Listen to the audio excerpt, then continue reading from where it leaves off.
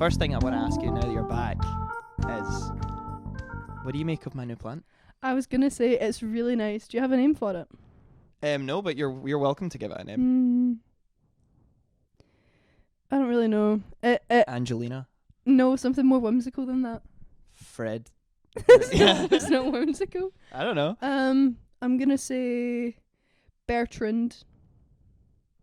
Bertrand. Bertrand. It's like the butler off of Jesse. No, that's Bertram. Oh. Get your facts right. Okay. Fake fan. Used to love Jesse. I used to love Jesse too. Had Chirag Gupta in it from Diary of a Wimpy Kid. Yeah. Oh, there's Ravi. Yeah. Yeah. What happened to those guys? I mean, I know Peyton List is still kicking around on Cobra Kai, but and Cameron Boyce is no longer dead. with us. Yeah. Yeah. Debbie Ryan is married to the guy from 21 Pilots. Oh yeah. Yeah. And an all-round icon. Yep. She walked into the Disney Channel office and said, "Let's make history," and that's what this is. It's history. It's history in the making.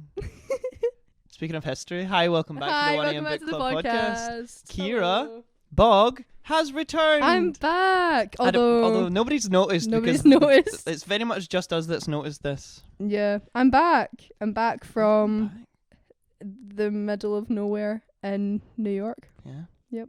Shit Creek, New York. Upstate New York, Hancock, New York. Mormon territory, upstate New York. There was no Mormons there. Oh. No. That's disappointing. We were a liberal performing arts camp. There was no Mormons there. We were a liberal performing arts camp. Wow. And Matthew Dixon was there. And Matthew Dixon. I saw him the other day. Oh, he's actually my best Give me a big hug. Did you like see him? Slender Man hug. Yeah? Yeah. He came did you see him? Came to little shop rehearsals. And I was like, how was camp? And he was like, yeah, it was good. And I was like, any other details at all to provide? And he was like, yeah, it was good. It was good. Was that it? Was that all that he told said? me about his new girlfriend Yes! in New Zealand. Bethany, so Bethany's my best friend. We're going to get to this, right? Eventually. Yes. But Bethany is my best friend. She's my number one best friend. If you're listening to this, Bethany, you better click on that bonus episode because I'm sure... Bethany, the bonus episode is all about you. I am sure it's a banger. I miss Bethany so much. Calabanger. So before we go on a complete tangent about anything else, let's focus in. Let's do what we're doing. What is in your mug? Oh, okay. So I actually have gone through some character development, and in my mug I have warm coffee. Dun dun dun. Yeah, hot coffee. Hot coffee, actually. Black with 2 sweeteners. Yeah, we don't have sugar in this household. We don't have sugar. Insane. Sugar free. Yeah. Well, since being at camp and being at uni, I could make myself a nice coffee at uni, but can I be bothered? I don't think so. So black coffee it is. That's very American of you. Yep. Very Black Twin coffee. Peaks. Yeah. Oh. Yeah. Did you have any cherry pie while you were away? No, I didn't. Missed out. I know. Missed opportunity. I did have bagels. Yeah. Yeah. I love a bagel. You ever been to Zucker's next to Bryant Park? No, I have in New not. York City. It's good. But actually, interestingly, we also went to New York. Were you away already? Probably. Yeah, and we went you to were Liberty there. Bagels, home of the Rainbow Bagel. Mm-hmm. Life-changingly good egg and cheese bagel. Yeah. Bacon, egg and cheese. Bacon, egg and cheese. So good. They've got it right. They've just got it right down there. They do. And my mug is Earl Grey from Fortnum & Mason's. Because I went to London while you were gone. Whoa. And I got some tea bags. Very fancy. And I'm actually double mugging today. You are. I was wondering what's in that. Cause it's butternut squash and prosciutto, I think, soup. Because I'm a little bit under the weather today and I need to preserve my vocals because we're going to karaoke tonight. Because we're going to karaoke tonight. So yeah, this is what September wrap up. It was your birthday. How was your birthday? Oh, that's good soup. Good soup. Good soup. It was good. Kind of uneventful, to be honest. I just sort of worked and then You went to rehearsals. Rehearsed. We sang Happy Birthday to you. Yes, you did. My wee grandpa turned 80, so he had the spotlight this year. Oh. But it was good. It feels good to be 23. Very old. 23. Yeah, I know. I feel really very old actually. Old enough to know better. Old enough to say that one season of a podcast is enough. But we keep going with so many books, so little time. It's not even been one season. I know. We're not even 4 seasons in a movie. 6 seasons in a movie. Or whatever it is. Never watched Community. It's actually. 6 seasons in a movie. Yeah. Get it right. I love Community. And second question, tell me all about the books that you read at camp. Okay, I actually read a lot of books while I was away, and I didn't think I would. I read Jurassic Park for like the 8th time. Nice. Shout out to one of my campers, Lucia, that now has that book. Oh yeah? Yeah, I just gave it away. I read the Batman books. All of it? Mm-hmm. It's good. Mm-hmm. Run The Long Walk. Beautiful. Best Stephen King It by a is. mile. It actually is the best Stephen King book. I want to make a movie out of it. It's so dark. It's so It's good. So good, yeah. So good. And he wrote that when he was like 17. Really? Mm-hmm. Is he still in high school? Man's going through it, man. Yeah, The Running Man's pretty good. Honestly, The Long Walk's kind of like the only good one. It is. Like, No, The Running Rage Man's was okay. good. I liked Rage. Yeah, that's out of print now. Yeah, it's I the know. only Stephen King book that's pretty much banned worldwide. Why? Because it's about a school shooting, isn't it? Well, it's it's about a about kid like a kid taking his classmates hostage, and I then think it's kind of. to do with people thinking that people were influenced by it and stuff. Oh, in okay, school right. shootings. Stephen King says that anyway. But Right. it's still a good book, though. I love that. I love. It's a good I horror love book. it. It's a good one. I read the Batman books. You read all of the Batman books. How do you even have Mhm. time for that? It's a I big book. I I was not sleeping, Mm. so I was just reading outside the cabin in the middle of the night with the porch light on. Very peaceful. Yeah. Very peaceful. Very. I also Very demure. read Convenience Store Woman. It's a great book. I like that one. It's I like love kind of that. weird. It's kind of kooky. I liked it. Yeah. Um, She wrote a great book called Earthlings, which are really good. Mm. Also really I dark, though. I also read half of Crossroads. It's my favorite book. Jonathan Franzen. Love You're that. not going to read The Corrections? I have it, and I'm taking it. I took it to uni with me, I think. But yeah. Damn. What are you reading at the moment?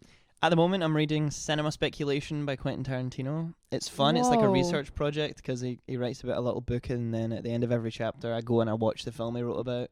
Oh, nice. In fact, did I just say he writes about a little book? That's not. He writes about a little movie. He writes about a little movie. And then Okay. at the end of the chapter, I go and I watch the movie, and I'm like, yeah, he was right. That was right.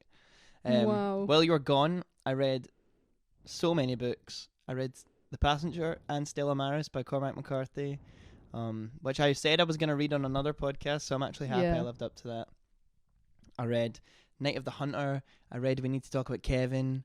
I read, Oh, that's a good movie. I like um, being to talk about Kevin. what's that book called? I Who Have Never Known Men, which was an extremely good book. Really good. Yeah. Read that on the beach in Italy. It was lovely. Thirst for Love Whoa. by Yukio Mishima. I read like a ton of stuff. See, because I didn't have a deadline for the podcast, I was know. like, now I I can know. finally Just read for just leisure. read for pleasure. Yeah, no longer a full-time job. Yeah. So that was me. Yeah. Yeah. But most importantly, I read. Oh, there's a Oh my god, doggy, our president's here. Mr. Prez. He's absolutely soaked. Oh my god. Oh my I would let him goodness. in, but I'm actually the carpet would actually never see the light of day again. Oh my goodness. But most importantly, I read a book that I personally have a controversial opinion. Oh, is that a controversial opinion to not like this book? I don't know. Yeah. Do people generally like The Great Gatsby? Yes. I know people study it. People generally like. Okay, guys, the It's episode. the Great guys- Gatsby. guys, it's the Great Gatsby episode, right? The Great Gatsby debate of 2024. The Gatsby defense. The Gatsby, the people versus Adam. The people versus Gatsby. No, I'm the people versus Adam. Well, it's funny because I went online and I was like, I can't be alone in this. And a lot of like YouTubers that I follow that I would say have like good taste in books do not like The Great Gatsby. Yeah, I wonder why the people that you watch don't like The Great Gatsby. Because they have great taste. No, it's because the content that you Yeah, well, seek out is reflective of your own opinion. I will say this. Even though I personally think The Great Gatsby, well, maybe not anymore, but I'm willing to have my opinion changed today. Okay, yeah. I changed your opinion I on think- virgin suicides. So. Well, yeah, exactly. Yeah. Even though I think The Great Gatsby is a highly overrated book, it's still a good book. Yes. And it is also the only book I have ever read 3 times in my life. So I guess maybe that's saying something. Yeah. If Zelda Fitzgerald, you did a good job. Zelda Fitzgerald, my number one. I love her. Yeah. Okay. You have a strong positive opinion about The Great Yes, Gatsby? I really like this book. I think It's like a comfort read because it's so short, and it's also just like good vibes, I guess. You think? Yeah. I don't think this book has good vibes at all. I think that this book it's is good just vibes. horrible people talking to each other. Yeah, no, and that's why it's good vibes. It's like watching an episode of like Real Housewives of Beverly Hills.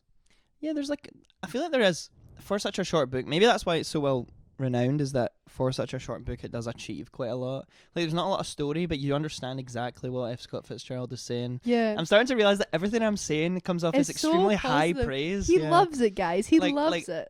This is a good book. It's like a very well written book. It but is. I'm gonna use one word to describe this book that I hate to use, but it's just the way I feel. The Great Gatsby is boring. It's so Whoa. boring. Nothing happens until like the last 30 pages of the book. Yeah, okay. I'm gonna give you Go- that. I'm yeah? gonna give you that because that's fair. That's fair. That's fair. Yeah, I but think then that's you fair. have to. But to have like, well, you don't like. I was gonna say something right, but you don't like Breakfast Club, right? I do not. I strongly dislike exactly, the Breakfast Club. exactly.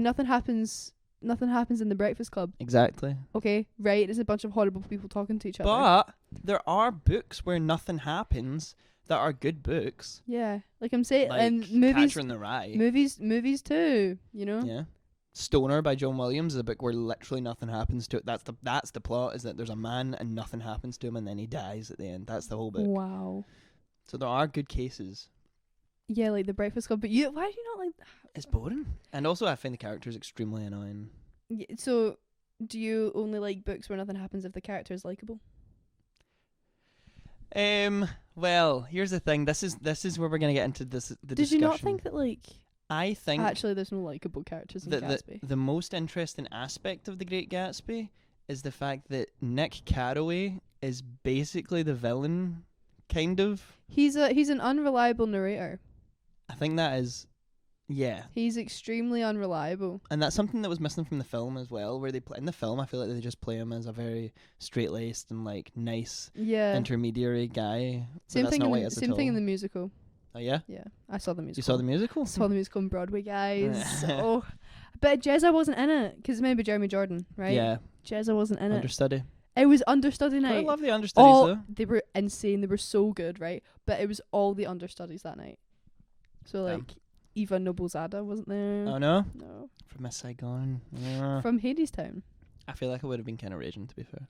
Oh, But the love the one of the girls understudies. I was with was raging, but I Mm. actually wasn't too mad. As long as it was still a good show. It was really good. It was really good. So let's just get into Anyways, if people haven't read The Great Gatsby, it's basically the story of a man named Nick Carraway who's writing a book about Jay Gatsby, who was his neighbour in the 1920s, and he lived in a place called West Egg for the some West reason. Egg of New York. Is that a real place? No, West Egg isn't a real place. no, I Okay. don't think so. I hope it's Well- not, and we're not just making fun of like the name of a real place in New York. Well, like, okay, so right, you're doing a bit of a bad job here. Okay, fine. Do you want to explain the plot of The Great Gatsby? Yes, I do. Okay, Nick Carraway, is this up and coming bondsman from the middle of nowhere, right? Oh, God, He's then okay. thrust into the glitzy 1920s flapper extravagance of West Egg, right? Yep. West Egg is new money. Mhm. New money. Yeah. It's new money, it's flashy, it's everything. When you think of 1920s flapper, it's that, You right? think of West Egg. You think of West Egg, right? Okay. Nick Carraway's neighbour is Jay Gatsby. That's larger than life. There's lots of mystery surrounding him. He holds big parties in his big mansion. But Jay Gatsby loves this woman, right? Called Yes. Daisy, his green light. Who's Nick Carraway's cousin? Who's Nick Carraway's cousin. She lives in old money East Egg Yes. with her horrid husband. Tom Buchanan. Tom Buchanan. Gatsby's whole deal is that he loves Daisy and he will do anything to have her back. And Daisy's like kind of... Well, what was it that he met her before the war? He when met he was poor, he met her before the war, and then he lost her. lost her, and then he went to war. Tom didn't go to war, so then Daisy and Tom get married. But yeah, so now it's the 20s. Gatsby's very They're rich. they're roaring. They're roaring. Tom is an evil man. I must say he is one of the most despicable characters I ever. hate See when he this. slaps is Yeah. it what's it, Myrtle. Myrtle, and it Myrtle. just says like he just broke her nose with like one slap of his hand. Yeah. Like, Yeah. So hardcore. Tom keeps a mistress, Myrtle, who lives in who lives in like a poor area. It's called the Valley of Ashes. Mhm. Myrtle's husband George runs the auto shop. George B. Wilson. George B. Wilson runs the auto shop. Mm-hmm.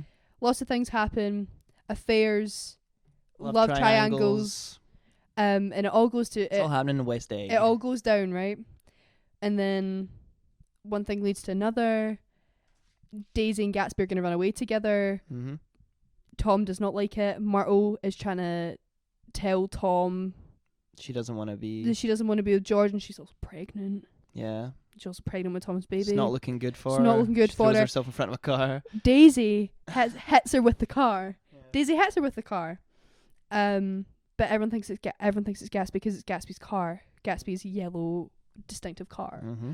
George is like, That he bought yo. off of George, right? I don't think he bought it off of George, but George wants the car. Oh, yeah. George is like, yo, mate, that was Gatsby. no, doesn't Tom tell George? Tom was like, Because mate, Tom's out to get Gatsby. yeah, because Gatsby's stealing Daisy. Yeah, exactly. And then Tom was like, mate, George, Gatsby pure killed your wife. Gatsby pure hit and ran your wife. And then George was like, right. You know that wife you didn't love that's dead? You know that wife that didn't love you? Yeah, you know. She's dead, and so is your she's unborn dead, child. And so is your incidentally. unborn child, and Gatsby's to blame. So then George goes and kills Gatsby, and then kills himself. In the swimming pool. And this, it was very good. It was very good. I love that line just before that happens where his butler's like, do you want me to empty the pool? And he's like, no, I haven't used it all summer. I'll have a dip. Yeah, I'll have a dip. I'll go for a dip. Oh, it was very So good. that's the plot of The Great Gatsby. There isn't Yeah. much to it really, but it's all... But it's good. It's good. It allows It's just- for character development. Yeah, and it's just thematic good. resonance. So, And the last line is like Yeah. the best last line of Oh, like you think? anything. Oh yeah, I quite like the first line of this book. I think it tells you a lot about the character. yeah. The character of Nick Carraway. In my younger, more vulnerable years, my father gave me some advice that I've been turning over in my mind ever since. Whenever you feel like criticizing anyone, he told me, just remember that all the people in this world haven't had the advantages that you've had. I also love there's a line where he says, it's quite a famous line where he's like, I am the most honest person that I know, or something. Yeah. It's like, are you? I know. No, you're not. No, you're not. This is.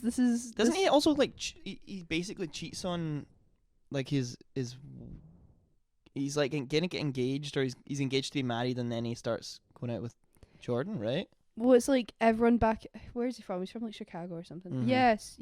Out west. Out west. Could You just hear the the pet dog. pat of the dog. You Yeah. just hear the dog. No, he's from Chicago, and it's like the big talk of the town is that how he's supposed to be engaged to be married to this woman, but there was nothing to the rumors, and that's why he left. Right. Because he wanted to get out and make his way and be Go rich. and find his green light. Go find his green light. Let's start there. What is the green light? What does it symbolize?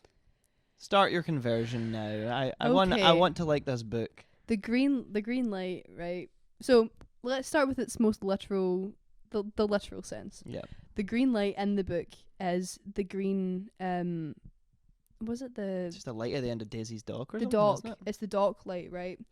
Gatsby builds this big, massive mansion exactly across the dock, across the bay, the Sound, from Puget Sound.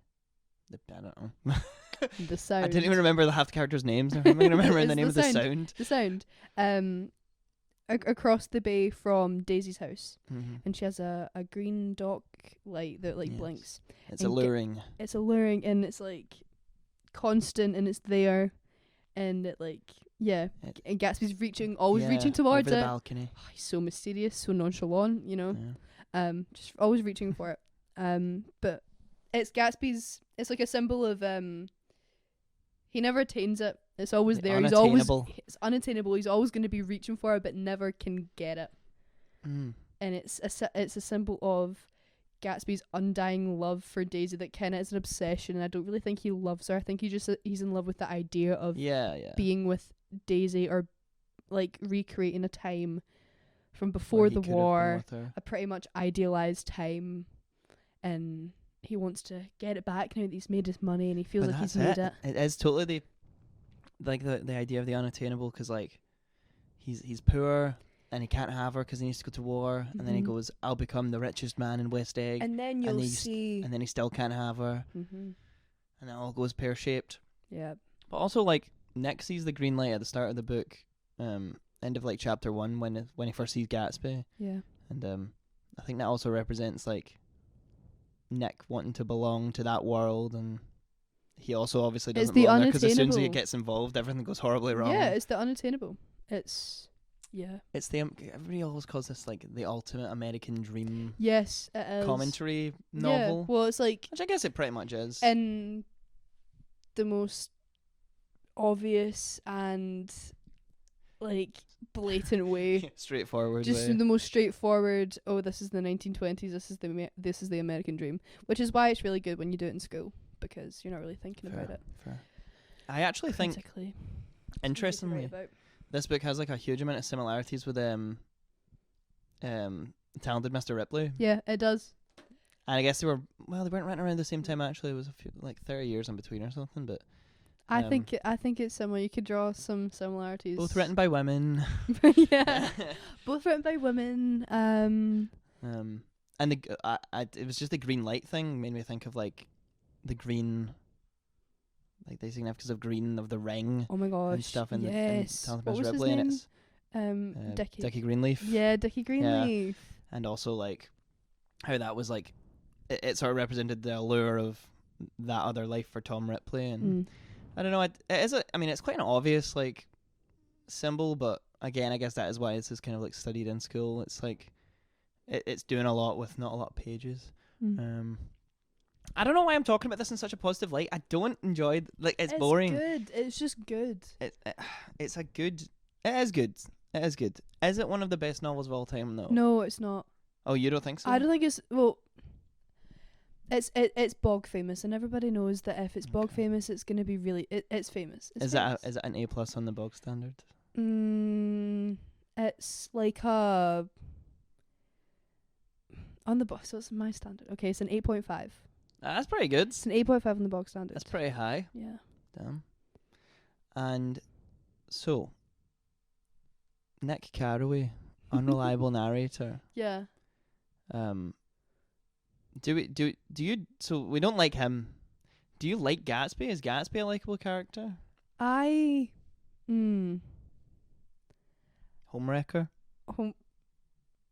Yeah. Yeah. Yeah. He is though. He is. Everyone in this book's a total homewrecker. Yeah. I mean, well, like, I liked Nick Carraway when I read it. I thought Nick Carraway was okay. I knew he was an unreliable narrator, but if you're reading it, and you're just following along from his perspective, he is likable. Yeah. And the movie doesn't really do a good job of making him seem more unlikable, but when you think about it, and when you actually like critically look at the book, and you're like, oh, he's totally just like the worst. He's inserting himself into that. He's not the worst. He's just a bit of like a pot stirrer, and yeah. But like Gatsby, I feel like Gatsby's likable because he makes himself likable. Yes, but I wasn't a fan. That's his whole shtick. That's his whole shtick. He's making himself likable, and he's But I don't know. I get weird vibes from him. I think he's kind of shifty. Yeah. I have to say, I think he's fake. One of the parts that I really liked about this was at the end of the book when Nick meets his dad, and he's like, Mr. Gatsby, and he calls him Mr. Gats. No, it's not. Yeah, you're right. And he because is his name not? It's not Jay Gatsby. His name was James Gats or something. Wasn't it? And then he like shows him his diary from like when he was a kid, and it's like he actually was like really hardworking. And he had to really work for his success. So yeah, because he was like from a shack in the middle of nowhere. Yeah, he started from nothing. Whereas I think a lot of the other characters are very much like old money, so they just kind of came into money and like even. Well, no, yeah, like even to a certain extent, like Nick Carraway could be Nick Carraway's like in the middle. He's wealthy from Chicago. He's got that old money, but he's hardworking in New York. He's like living in West Egg. You need to remember, like, all of this we're hearing is coming from Nick Carraway. Yeah. So, like, he's very much... So you can't really... and he's the really most honest guy he knows. I mean, so, like, he's the most honest guy that he knows. So take we it as have gospel. to... Yeah, I mean, hey. I also don't like Daisy. I'm just ambivalent about Daisy. I don't think she's much of a character. I fear she's iconic, but I fear she's a bad person. Oh no. I don't... See, this is the thing. Like, I just think, with the exception of kind of Nick... Although a lot of his development is just implied, and Gatsby, I don't think any of the other characters really have like characters. They're just sort of like Tom's just, I'm a bad man and I hate women, and also anyone that's not white. Yeah, crazy by the way, crazy. Which I don't know if I guess this book was written in like the 20s, so attitudes would have been different anyway. But also, I think it's interesting that he is also sort of played as like. That is like a villainous take. Because I don't know if this is in the book, but it is in the movie where there's like a part where he's like talking to one of the servants, and it's like a black man, and he's like, oh, something about how they're like the superior race and they're gonna it's crazy. change the world. And in the movie it's like all the servants are like people of color, and he's like it just makes me really not like him. But then that's the way he's supposed to be. That's the point. Yeah. That's the point. Yeah. What else is there to say about this book? I'm trying to think. There's so much to say about this book. Go then. Okay, let's let's right. get into this. I'm gonna say that I did this book in 5th year of high school for my higher. This is the first book that I ever did in school that I didn't hate because we did it in school. That's mainly because my class was really good and also my teacher was awesome. Shout out to Miss Ennis. Love Miss you, Ennis? yeah, Miss Ennis. She wasn't there when you were there. I was gonna say I don't remember. No, she wasn't there when you were there. No. And she's not at Calder Glen anymore. So R.I.P. Short-lived, but iconic career. She's a queen. I love her, and all the people in the higher class loved that teacher. Love her. Anyway, good. This book, so good. Yes, Nick is an unreliable narrator. Do we like Nick Carraway? I don't know, but that's like a grey area. Yeah. Everything he's telling you is a grey area. Yeah. It's like, oh, he's besties with Gatsby. Is Gatsby an amazing person? No. We get the inclusion of when Nick's at the party, the first party where he's invited. By the way, Nick gets invited to a party. He gets like a formal letter invitation. Through the mail. Lives next door. Literally lives next door. Just threw it over in a paper airplane. He's like, because everyone just goes to these parties because it's the 20s and you just show up to the gaff, right? Yeah. But Nick only goes because he's given a handwritten invitation. That's how quiet and demure he is. He's so, I can't go unless he's like a vampire. Literally. Unless you invite me in over the threshold, I can't come in. I like how also like totally pointless it seems to even have the party. Like the parties just exist for the sake of being parties, kind of. Like they're like, what are we celebrating? Like, oh, we're just being rich, you know. Yeah, just being rich and having a good time. And there's just like loads of people there that Gatsby doesn't even know. Yeah. And then there's like that great moment where he's just standing in the middle of the balcony by himself, and he's just sort of like looking around, and it's like nobody. And also there's a great illustration of that in that copy that you brought. Yeah, that's why I got it. I got that one. I really hammered the point home, and I was like, oh, so he's very much surrounded by people, but he's so isolated. Alone, isolated. Oh, another character. I know. Oh my goodness. Character development. Another character in a book that we're maybe reading. this book does have characters. He's so isolated and alone. Jay Gatsby. I think Nick Carraway, because it's from his perspective, obviously, he has a very rose-tinted, or he gives us a very rose-tinted image and representation of Gatsby all the way throughout the book. Yeah. It's like, there's just like so many times where like you could say bad things about Gatsby, or like so many times that things are revealed that like to anyone would probably raise a red flag or raise an eyebrow, but Nick Carraway's like, oh yeah, no, he does business, he's so hardworking, I love him, he's famous, he gets out of trouble with the law really easily. Yeah, that's kind of cool, right? Yeah. That's kind of guys, it's kind of cool. he's just really cool. Again, it's just like the allure of wealth is like, it doesn't really understand it, but it just wants to achieve it. and the idealized American dream. Exactly. And what is Gatsby if not a very Obvious representation of the American dream of that time? Because he's new money. I don't know what you're referencing, but is that a song from Broadway? It's a song from the musical. Oh, never listened. It's a really good musical. You should listen to the music. I will. Yeah, no, it's like Gatsby just as, you know, the American dream. You know, you come from you're hardworking. You come from nowhere, Mister Nobody from nowhere. Right? Yeah. That's my favorite quote in this book. I guess Mr. the latest thing is to let Mister Nobody from nowhere make love to your wife. Oh, it's so good. Mm-hmm. That's Tom Buchanan. Tom Buchanan, you ate with that one. Tom, that's the only credit I'm ever gonna give you. I love that scene where Tom's like, you guys aren't in love, and then Gatsby's like, actually, I think you'll find we are. Actually, I love Daisy and Daisy loves me. Daisy never loved you. Get out of here, bucko. Old sport. Yeah, old sport. Even that's fake, because that's not even his. Everything that Gatsby does is fake. He's a fake man. He is a fake man. He's a fake man. He gets old sport. That's funny actually, because all of his wealth is fake as well. I'm starting to think that maybe, I know the whole point of this podcast is to have a debate, but I'm already coming around to this book. Exactly. Because I'm starting to think that a part of the reason that I never used to like this book was because of like the old sport, and like I was like, oh, it's so cringe, it's so but fake, like it's Gatsby trying to appeal to. It's him trying to like reinforce this image of himself, because he knows he's fake. He knows that he's always just going to be Mr. Nobody from nowhere. At the end of the day, that's him. He's new money, but even his wealth is fake, because he gets a lot of his wealth, his inherited wealth, from this guy, Gatsby, the original Gatsby. Yeah. The old guy that when Jay is like younger, saves him at sea. And they... Yeah. I forgot that. Actually, I completely forgot about that. Yeah.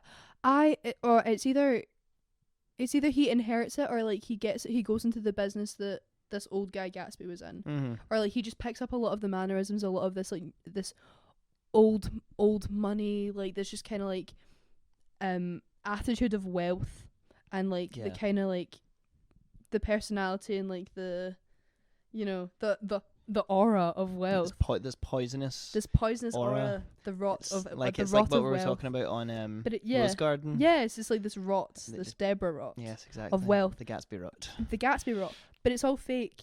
And Gatsby will spend his whole life just trying to behind the facade. He's just trying to like hammer home it. No, I am rich. I'm rich, and it's all real. And he's like convinced himself. Yeah, it's like when he puppets Nick into bringing Daisy over for tea. Yeah. And then he like gets all the flowers in, and he clicks his fingers, and like all the servants like bring tea and bring sandwiches and cakes and so many flowers, and like does the grass, and then Nick's like, yo, Gatsby, it's just Daisy. Like, exactly. This is my cousin, man. This is just my cousin, be chill. And then Gatsby's like, no, it has to be extravagant. It has to be big.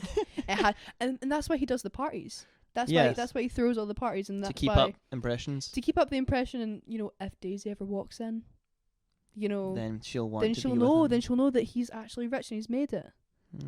But she never does. Well, she does go to one party. Because she's invited.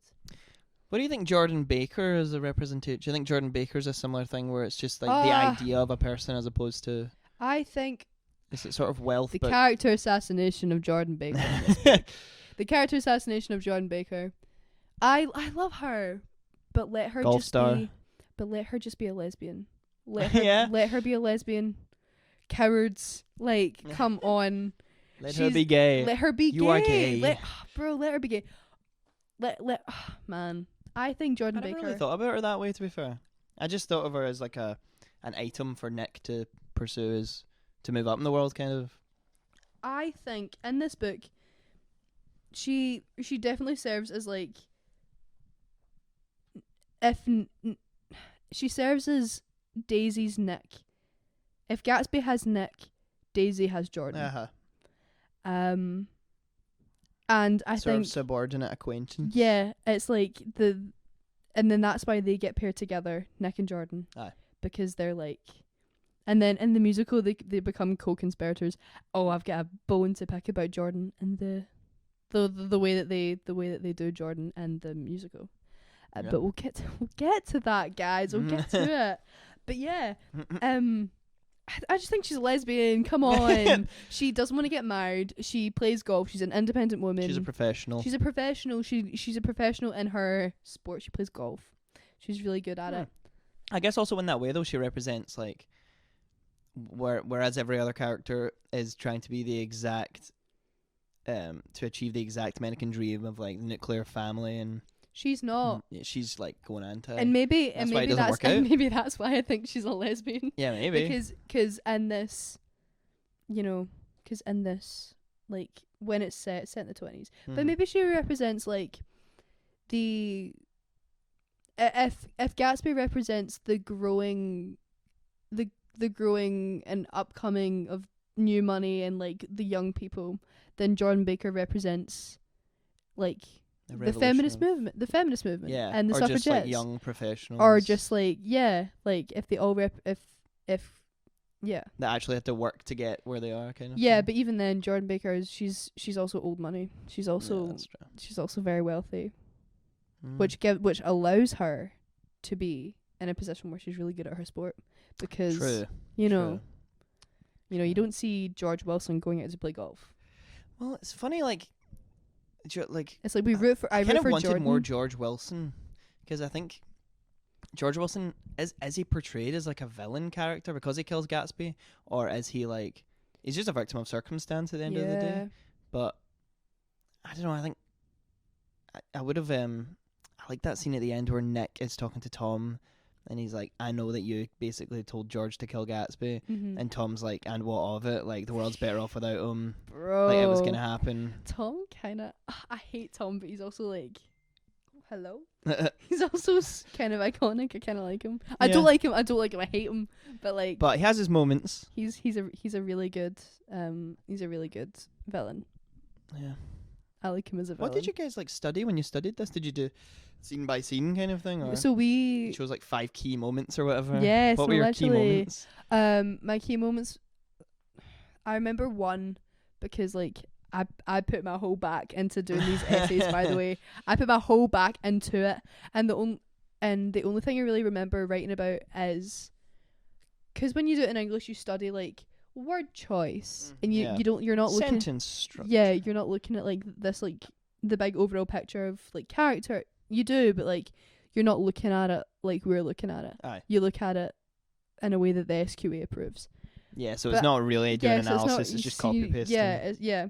But I remember writing about in in that scene where they all go to the Plaza Hotel and it's really warm. Mm-hmm. I remember writing, and Miss Ennis loved this, and I remember writing this. I was like, the rising levels of temperature reflects the rising levels of acrimony between the scene. It's a big word. It's pathetic fallacy. Oh yeah? Yeah. It's where the weather reflects the mood of the scene. Yeah, the tension in the room. Yeah, because it's really warm, and because it's really warm, it's that like also when someone's sad and it rains. Yeah. It's the rising temperature is reflective of the rising levels of acrimony between. You're gonna need to tell me what that means. Acrimony is like tension. No, it's like hatred. Oh. Yeah. Acrimony. Well, word of the day. Word of the day, acrimony. That used to be, where, fun fact of the day. Dum, dum, dum. Fun fact of the day. Yeah. I learned about the word acrimony from reading The Stranger Beside Me, which is the Ted Bundy book. And it's, the judge of one of the Ted Bundy trials was like, something, something, something acrimonious. And I was like, oh, yeah. Word of the day, acrimony. I'm going to look that up. I'm going to look that one up. It just means hatred. No. Yeah. Well, thank you for that. You've taught me something today. Mm-hmm.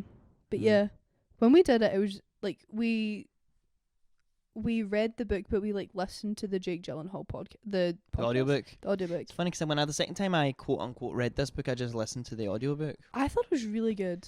It is good. I think he does a really good job of it. I think it benefits because we also did watch the movie. Like, I'm not gonna lie to you, we watched the movie more than we hate the read movie. it. I just don't like Baz Luhrmann.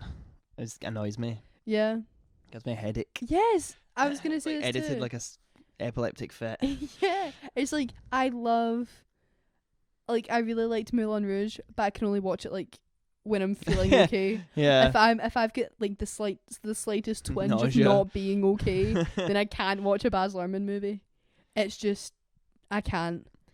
I will say this. But I do like the movie of this. F. Scott Zelda Fitzgerald is able to do a lot with one sentence Yeah. that a lot of like lesser writers would probably have use a whole paragraph to do. Mm-hmm. So I think that's also why it's better to like sit down and actually read the book as opposed to the audiobook, because I feel like I was missing quite a lot when I was listening to the audiobook.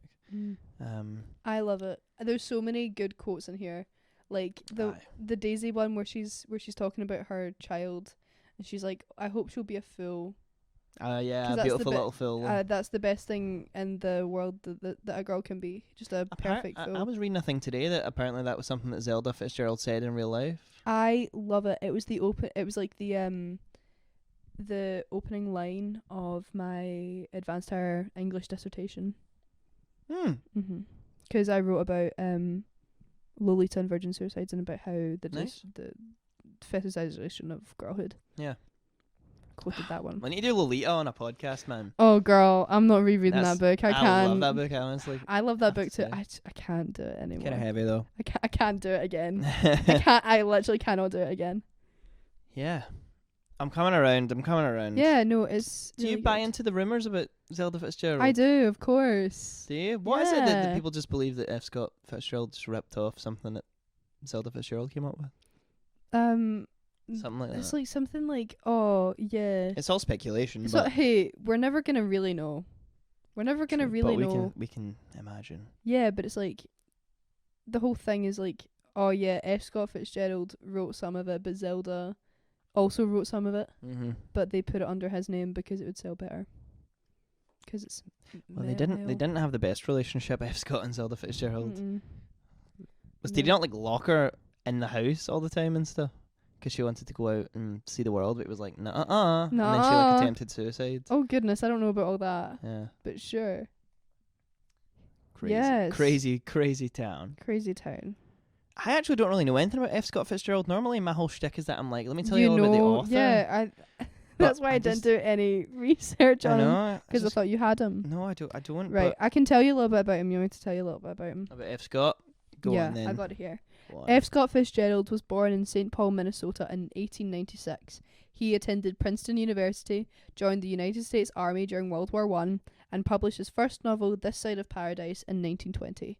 That same year, he married Zelda Sayre, and for the next decade, the couple lived in New York, Paris, and on the Riviera. Fitzgerald's novels include The Beautiful and the Damned, The Great Gatsby, and Tender is the Night. He died at the age of 44 while working on The Last Tycoon. What did he die of? Doesn't say. Look up. Look up. Fitzgerald's fiction has secured his reputation as one of the most important American writers of the 20th century. I'd say that's fair. Yeah. I'd say that's fair. Scott Fitzgerald die? He died of a heart attack. Oh goodness, at 44. He began his Hollywood novel, The Love of the Last Tycoon, in 1939, and had written more than half of a working draft when he died of a heart attack. Oh my goodness. Oh well, maybe he had a drinking problem or something. I mean, his wife died in a fire. Oh. The year after? Oh no. 8 years after. Oh. Her body was identified by her dental records and one of her slippers. You're lying. She was burned to a crisp so bad that they had to use dental records. Yeah. Oh my god, bad. that's actually harrowing. That's funny because there's a line in this book where Nick is like, I got home and was worried my house was on fire. Oh goodness. Damn. That's some foreshadowing. That's dark. That stuff like that really makes me like it's like stuff like that really like makes my skin crawl. Oh yeah? Oh. This is just like a... Is your skin crawling? Yeah. Yeah. Wait. I can make a connection here. Zelda Fitzgerald dying in a fire. Also on the same level. Okay, Zelda Fitzgerald dying in a fire. Great Gatsby movie. Who plays Tom Buchanan in the Great Gatsby movie? That man. That guy, right? Joel Edgerton. Is that his name? Yeah. Tom? Yeah. Joel Edgerton. Who does Joel Edgerton also play? Uncle Owen in the Star Wars prequels. Does he? Yeah. Does he? Mm-hmm. He plays Uncle Owen. Okay. He plays Owen. A young Owen. Okay. Zelda Fitzgerald dying in a fire. Uncle Owen and Aunt Beru also dying in a fire. It was You can all do there it. the whole you time. you can do it. F. Scott knew about the prequels, and he could have stopped them. You could have stopped them. Sorry, that was just a if you little hadn't died of a connection heart I had. attack That's in the connection. 1940. You can feel free to cut that out. I will No, not. I'm keeping it. I will not It's be upset. very much staying in. I will not be upset if you cut that out It's because very that much is so staying in. embarrassing. But yeah. Oh man. Apparently, F. Scott Fitzgerald was like really upset about the success of The Great Gatsby because he could never live up to it. Yeah, Like, every no, time it's he wrote another like, book, he was hey, like, Tender's the night. Nah, Great What even Gatsby. is that? I love the Gatsby. title. It's got a great title, doesn't it? Yeah. Apparently, What do you, oh, wait. it was almost called, and I was watching a video essay today. Oh. Apparently, this book was also almost called Under the Red, White, and Blue, which is an even more obvious example of why this is Right, a book okay. about It's like, the American dream. right. On the nose. You talking about on the nose? That's Very on the nose. Mm. Mm. Crazy. Yeah, no. I wish I'd studied this. I'm so jealous. Yeah, it's a really good one. So my edition has, obviously, the eyes. 100th anniversary? When was this book published? That was like 1924. Does that mean that we're reviewing this Wait, book wait. 100 years after it came out? No. That would be an awesome Wait, coincidence, though. Oh, 1925. Oh, so it's not the 100th anniversary Wait. yet. Wait. Well, yeah. Okay. What do you think about the eyes of Dr. T.J. Eckelberg? I was hoping that you could tell me about the eyes of this because I did not realise this was a significant part of it's the a book until I big googled thing. it. Oh, it's a big thing. And also, like, there's a big illustration of it in the book I Yes. had. Yes. And on, like, the movie poster, there's, like, the eyes. Yeah. But isn't it, like, is he, like, an optician? Yeah. Okay. So So. what's the actual significance of it? And Okay. it's just a place behind George's Okay. shop. So.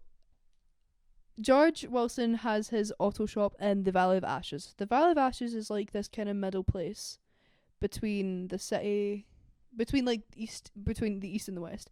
It's like a poor area. The train goes through it. It's like you don't want to live there. It's there's like a really good No Man's Land. Yeah, wait, I'll try to find this because it's so good. I'm glad you brought this up because I would have forgotten to ask, and also I did want to know what this was all about because I kept seeing it everywhere. I was like, the eyes? It's like, isn't the green light enough of a Right, symbol? It's like chapter 2 or chapter 3. Yes, okay. I'll read you this. This is the beginning of chapter 2. Okay. About halfway between West Egg and New York, the motor road hastily joins the railroad and runs beside it for a quarter of a mile, so as to shrink away from a certain desolate area of land. This is the Valley of Ashes, a fantastic farm where ashes grow like wheat into ridges and hills and grotesque gardens, where ashes take the forms of houses and chimneys and rising smoke, and, finally, with a transcendent effort, of men who move dimly and already crumbling through the powdery air. I love it. Damn. So good. Okay, right, and here's the bit with Where's the eyes? Here it is, it's coming.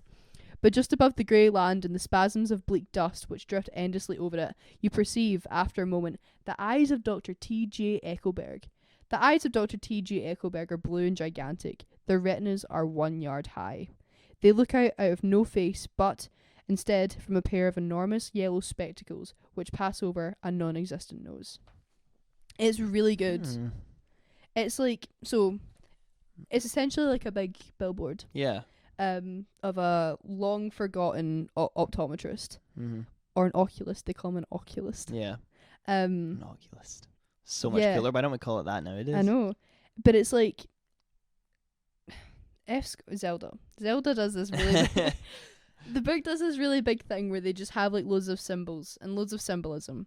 Like the green light represents the the unattainable. The unattainable.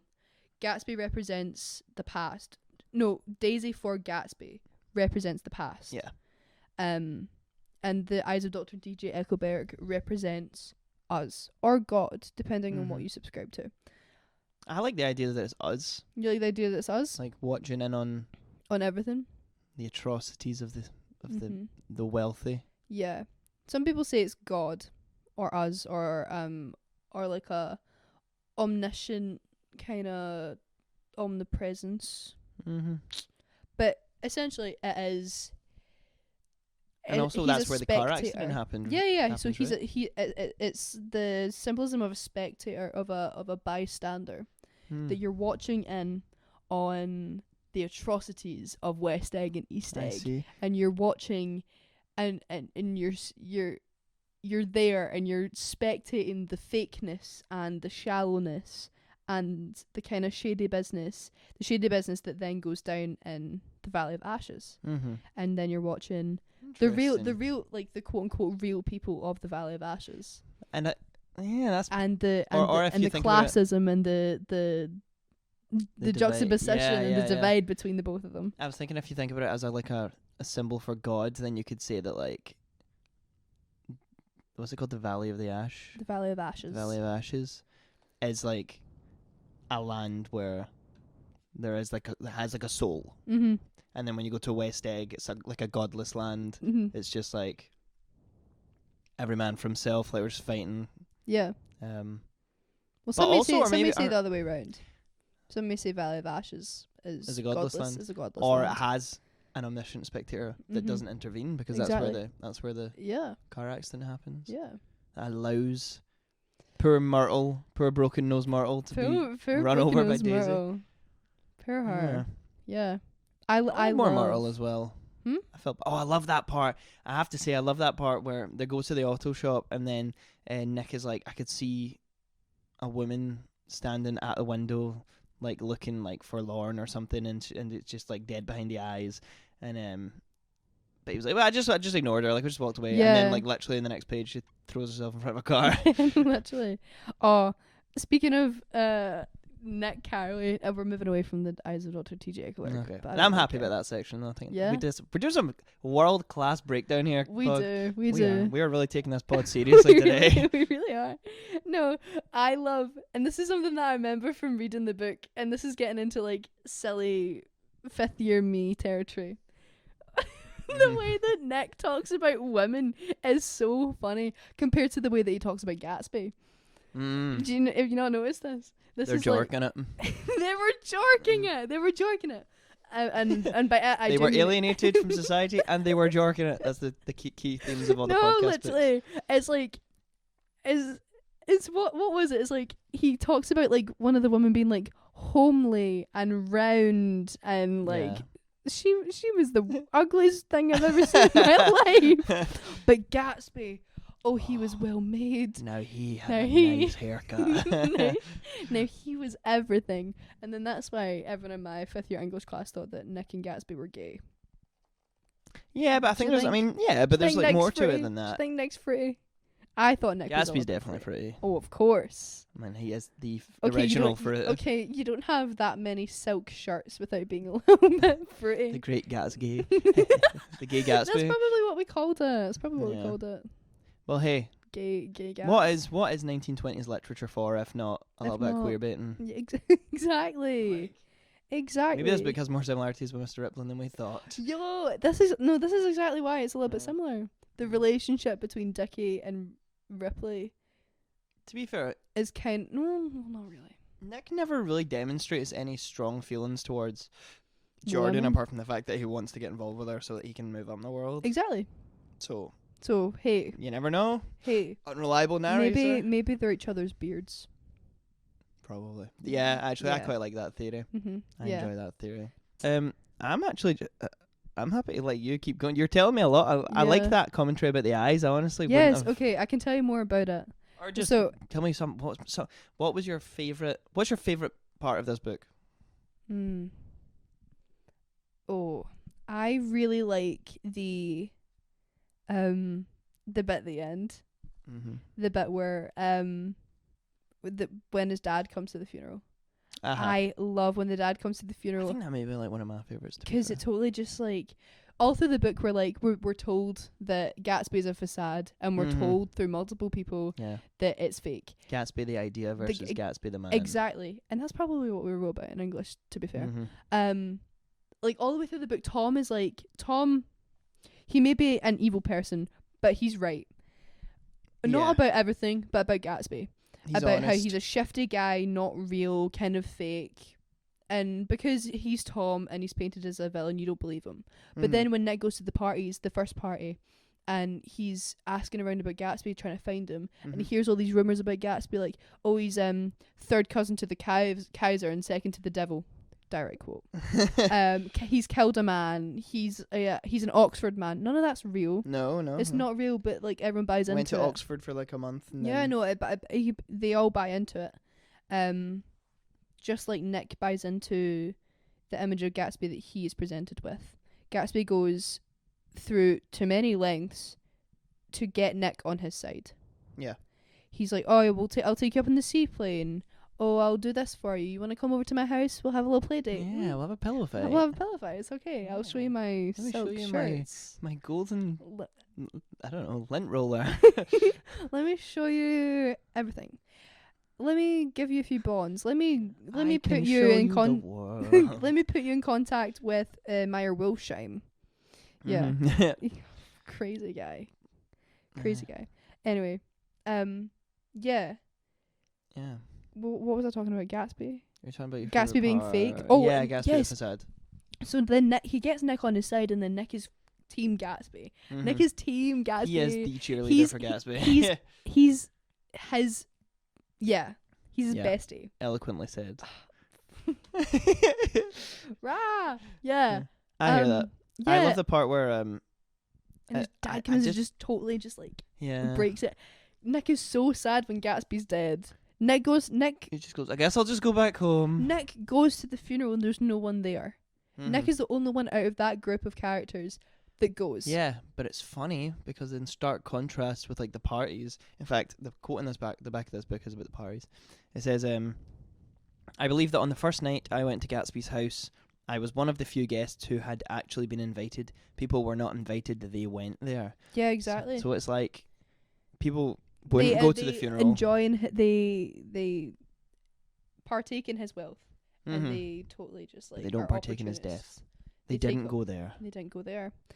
But then his dad comes and just totally breaks the whole image of Gatsby. Yeah, the facade. And it's not, and it just like, oh, it's so good. It is so good. Because imagine you're going to your best pal's funeral. One, your best pal got murdered Yeah. And his pool. in his pool. And the last interaction that you guys two had was very sweet and very lovely. Oh, you think? I don't think Nick even likes Gatsby by the end of the book. No, I think he does. Doesn't he say, I couldn't bring myself to be mad at him because I disliked him so much? Oh, I don't know. Or something.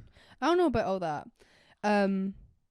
But yeah, I think he's maybe done with like the whole antics, the whole He's like, drama. I've seen enough. He's like, ugh, enough of this childish drama. Yeah. But like, imagine your pal's dead, got murdered. The last interaction that you guys had was kind of nice.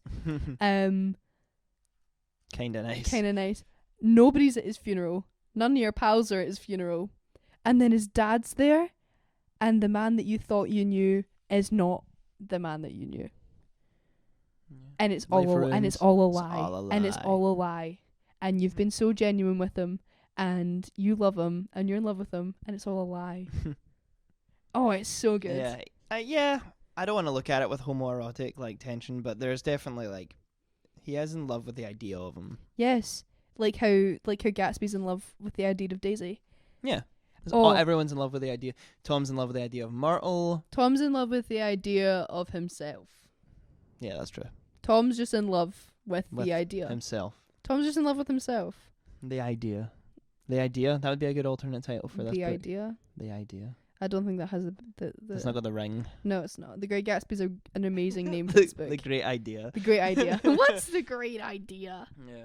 No, it's so good. Oh my gosh, the theme of the past. I love this. I was just about to read a quote about the past, actually. Yes. Was Okay. this- You So can't. it's like the last quote from the book. It says, I love this. This is the Gatsby best. believed in the green light, the orgastic future that year by year recedes before us.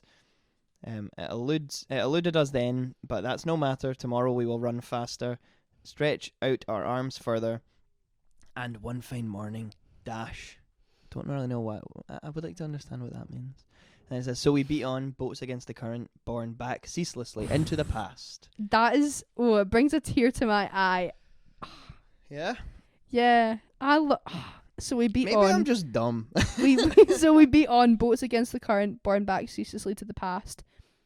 Oh, it's like we try to attain the past, but we will not get there until we are delivered back there.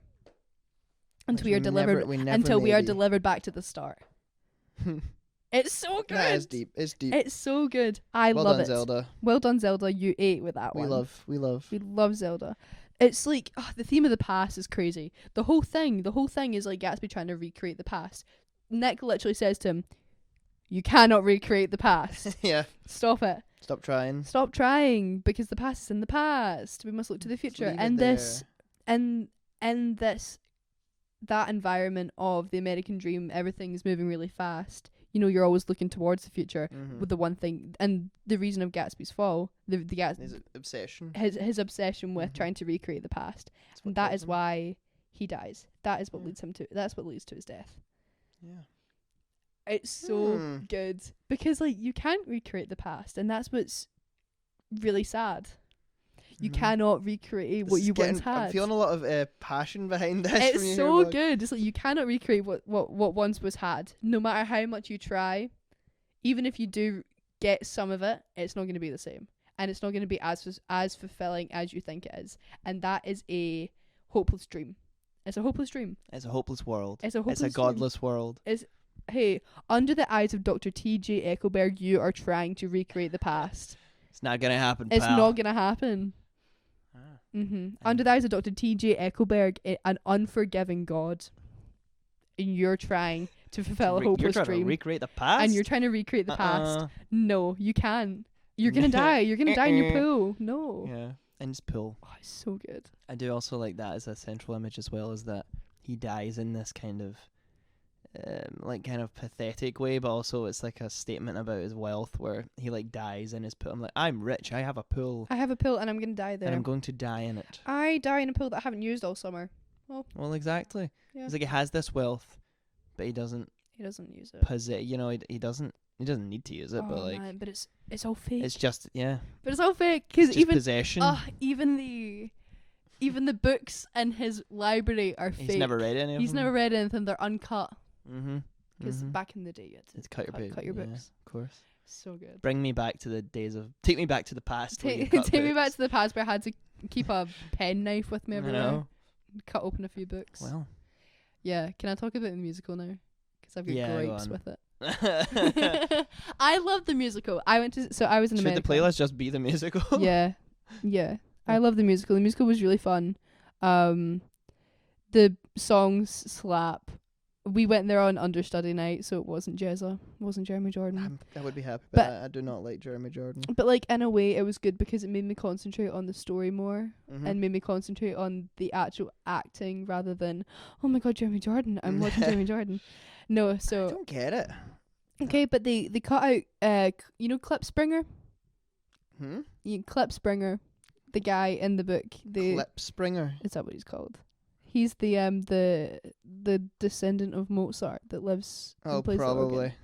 They don't have him. Okay. And he's my favorite side character in the book, and they don't have him. Clip Springer? Yeah, Clip Springer. Don't even remember that. Okay, well he's like. I'll go back. He's also an icon in the movie. Okay. He's also really cool. Cool. Okay, I'll need to go back and revisit Clip Springer's section Clip of the Springer. book. I love him.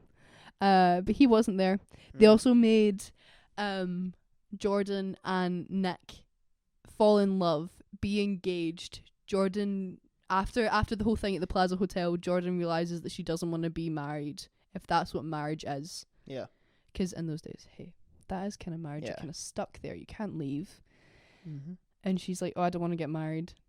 And it's just so useless. Like, don't let them, don't have them do that, man. Just don't have them do that. What, then they do end up getting married? No, they don't. Oh, they don't? They get engaged? They don't even get they just end up not together. I'm like, that's so pointless. Like, don't have that extra layer. Yeah, you think they would take the musical and add. Yeah, it's like, don't add that extra plot line. They also don't have the destruction of Gatsby at the end, and this is what really irked me, because one of the people that I was with hadn't read Gatsby or hadn't seen the movie. Yeah. And I was like waiting for this like character destruction of Gatsby at the end, like at the funeral. The dad doesn't No? come in and tell him that it's all fake. Does he just die at the end of He the just musical? He just dies at the end, and it's like they So show who the even coffin. was he? It's not even. They don't even have the whole. It was all fake. Yeah. They don't even Here have was that. the real guy. Yeah, so it's like. That seems like counterproductive to the plot. It's like Point the, of the book. part of the whole thing about Gatsby is that he is fake.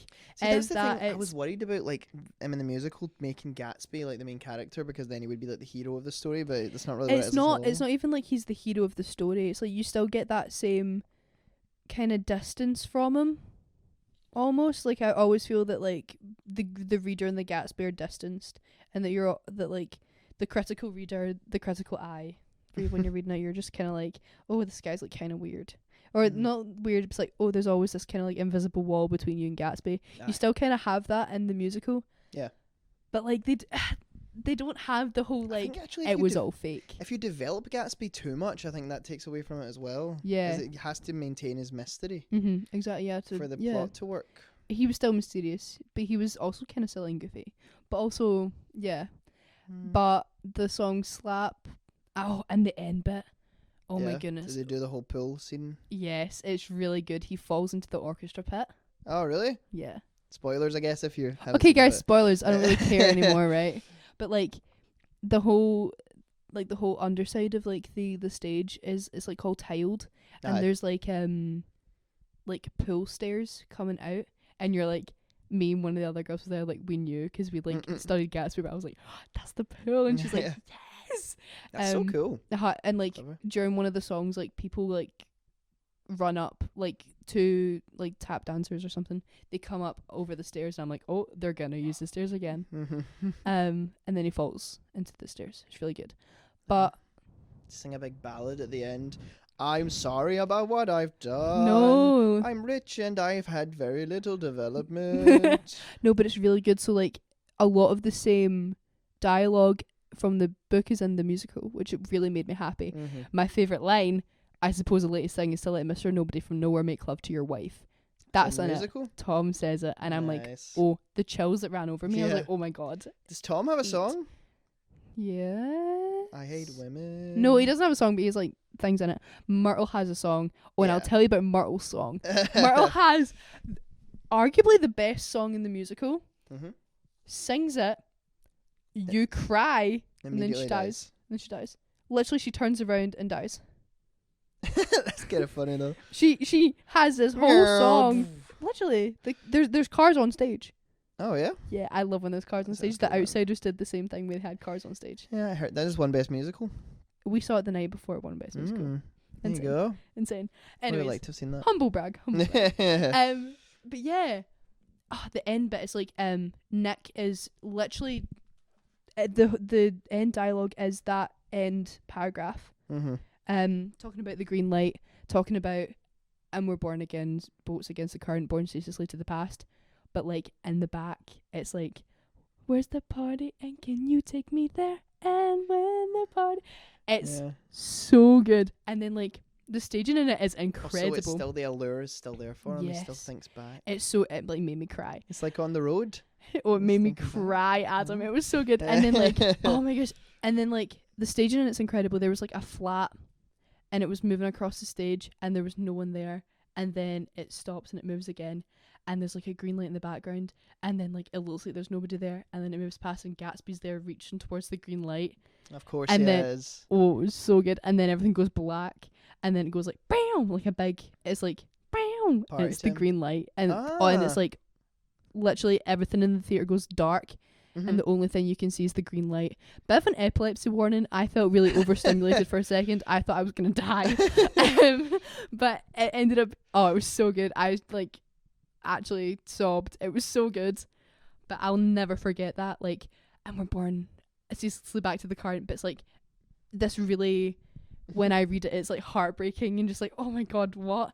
But in the back, it's like, where's the party and can you take me there? I know, I wish I And could see it. when the Hopefully it's a bit party's like- over. Hope there's a slime tutorial of Oh it. yeah, There will be. there will be. There will be. Oh man, it's so good.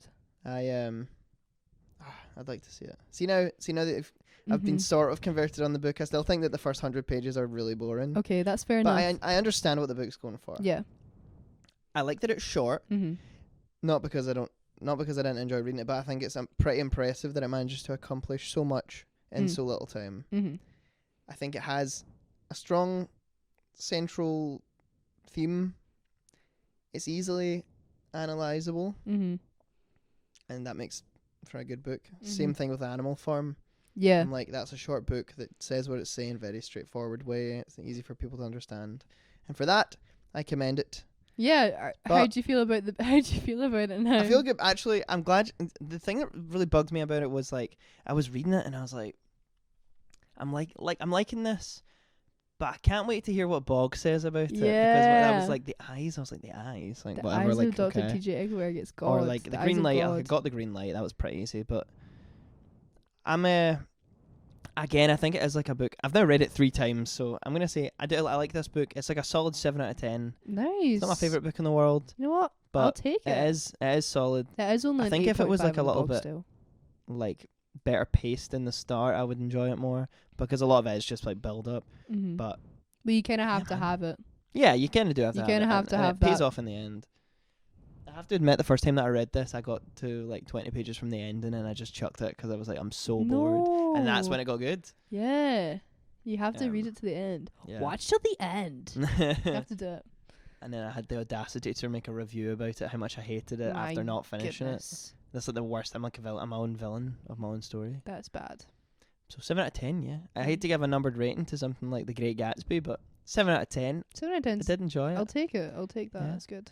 And I mean, it's managed to hold a discussion for an hour and 10 minutes without even going into any tangents. We've been really good about We've not been really. really well behaved. Do you know what my mum was saying? She was like, I can always tell when you guys didn't really enjoy a book or when you didn't really pay attention, because you just talk about literally everything except the book. Yeah, me when we don't even want to talk about Man in the High Castle. And On the Road was kind of like that too. Yeah, though. yeah. Like I think we spend more time talking about Dino Land USA than we do talking about actual On the Road. Oh, can I just tell you really quickly? Yeah. So those episodes came out while I was away.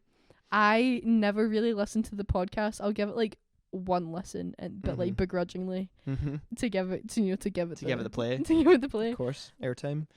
But when I tell you, I listened to those episodes, the ones when I was away, at least twice each, because I missed you so much. What, the new ones? Because I missed you so much, and I hate listening to myself. Yeah. But I literally only listened to it so I could hear your voice. I think I have a very annoying voice. No, so it was really I comforting. hate editing them because I feel like I have to listen to myself talk. Yeah. This really bothers me. So that's The Great Gatsby. That's The Great Gatsby. I would say that was a very, very strong discussion we just had. Yeah. There. That was good. I feel great. I would say, for fear of letting the podcast run on too long, I'll say we'll just do the playlist and put it in the description. Yeah. I'll Got make any one up. songs off the top of your head you want to put in? Biggie Biggie Wonderland. Biggie I'd rather just associate that with parties. Okay, Biggie That's Life by Wonderland. Frank Sinatra. That's okay. Yeah, a lot of Frank Sinatra. New York, New York. Yeah, Frank Sinatra. of course. Yeah. Yeah, that's a good. I'll make a good playlist, Yeah. and I will link it, because there was no. The playlist is linked to Still Straight Calibangers from May. Yes. So we will make also. I guess you're really behind all that kind of I stuff. am. I'm the have fun with mastermind. that. I'm the mastermind behind it. We do talk about songs we want to put in on the podcasts though, so you Yeah. can go back and listen. Yeah, no, I'll make them. All I'll right. make them. Well, that's The Great Gatsby. That is The That Great was a- Gatsby. Thank you. I'm converted. Yeah, I don't think I'll read it for a 4th time. that's okay. As long 3 as like times you is have good like a enough. semi-positive But yeah, opinion mostly of this positive. book. My only gripe with it really is that I just think it's a bit slow. Yeah, well, that's fair enough. It's wonderfully written. Yeah. So, next month Oh. it's October, and you, I Oh, think, have picked a goodness. book. We've kind of talked about it. Do you not remember? No. Wait, we're gonna do. No. We talked about it on. Wait, when did we talk about this? We talked about this on message, and you said you wanted to do a book that you read while you were away, but you no longer own a copy of. Can we do next it? Month, next month is October. It's It's spooky Bog's season. month. It's Bog's month. It's also spooky season, and this book is terrifying. It is a scary book, much It's a scarier than scary- the film. Much scarier than the film. We are going to do Jurassic Park. Yay, by Michael Crichton. Yes, we're gonna do Jurassic Park, guys. It's the dinosaur episode. Good grief, I'm gonna go insane. At last. Oh my gosh, I can already feel it in my brain. My toes are curling in excitement. I haven't read it in like 5 years. I'm actually excited to read I it. need to buy a new copy of it. I have then. like an original movie tie-in, like little airport Oh, do paperback of Jurassic you? Park. Yeah, Wow. it's really nice. Tea-stained. I spelled tea on Ooh. it 4 years ago. Wow. So yeah, I'm really excited. Relict. I just seem to remember like the, what are they called? Like, what are those dinos called? Not Diplodocus. What's the one that goes like that? Oh, like And it spits venom at you. Dilophosaurus. Yes, Dilophosaurus. I remember the scene of that being pretty scary in the book. Yeah. And it's quite bloody as well, isn't it? Yeah, because like the book has the whole thing at the start that Mhm. like with the Compasauruses. Yeah. I can't wait. It's gonna be great. It's gonna be so good, guys. All right. What's coming for you in October? I'm at uni now. Yeah. I'm away from Full-time. home. Yeah. I Moved into a new. moved into Student my ecom? moved into my room. It's cowboy themed. That might be the new podcast studio. Yeah, it's really cozy. You have to come up and see Might it. be the last time that we're in the old podcast Oh studio. my goodness. Oh yeah. I can join the radio society and we can have like actual Equipment. equipment. Oh, And, well, like, hell yeah. because you can rent out the radio thing to make podcasts. Well, So we could do that. that could be season 2. That could be season 2. Nice. But yeah. Also, finally, I want to say hello to any and all new listeners that we have from. Yes. Oh my Kira's goodness. time in Yes. Right. Okay. Shout out to all my friends. Shout out to Bethany, Ethan, Flora, Ella. Come on. Shout out to Sarah. Shout out to Lissy. Shout out to Lissy. Calm down, man. You're peeking the mic. Oh, Peeking the mic. sorry. Shout out to Lissy. Shout out to Michelle. Shout out to Eddie. You know what? I am gonna shout out Jeremy. Jeremy, I used to hate you, but now we're kind of cool. Oh, Shout out to the ops. I'm sensing some anastomousness or whatever that word was. Acrimony. Acrimony. Yeah. Oh yeah, me and Anastomousness. Jeremy are very acrimonious. I see. Yeah, there's lore there. Was the heat in New York? Did that add to that Oh acrimoniosity? yes. Oh yes. Many times did I snap at that Pathetic poor fallacy. boy. Yeah. Shout out to all my campers that are listening. Well, thank you very much, everyone, thank you, Bog, for being here. Thank you. You're It's back. been so lovely It's being been so back. you've taught me so much. I've just taken a back seat this episode because I like hearing you talk. Aww, You're thanks. so full of wisdom. Thank I just you. You just sort of say, "Oh yeah, so this thing represents this thing, and this is that, and this character does that." And do you remember that part of the book? And I'm like, Yeah, of yeah, course. yeah. Oh, I really drink missed my doing soup. this. "Well, Okay. I've got plenty I'm so more glad I'm episodes back. coming." Yeah, it's true. I'm so And glad. I guess we can announce we have a special guest coming on the November episode, Yes, we which we won't do. announce what it is or who it is yet. But we do have but a special guest. We do have a guest coming on, hopefully. Thank you very much, everyone, for tuning in. Hopefully go and read The Great Gatsby if you haven't Yeah. already read it. Okay. Form your own opinion. Read a book. Read Wear a your book. seatbelt and always brush your teeth twice a day. And tell us That's what's good. in your mug. I don't know. Just What's in have the pocket? What's in the pocket? what's on your plate. Cheese and chapati. I hate that. We've referenced that twice on the podcast. It's great. I hate it. Okay. Okay. Goodbye, Goodbye. everyone. Thank you very much. Bye. Bye.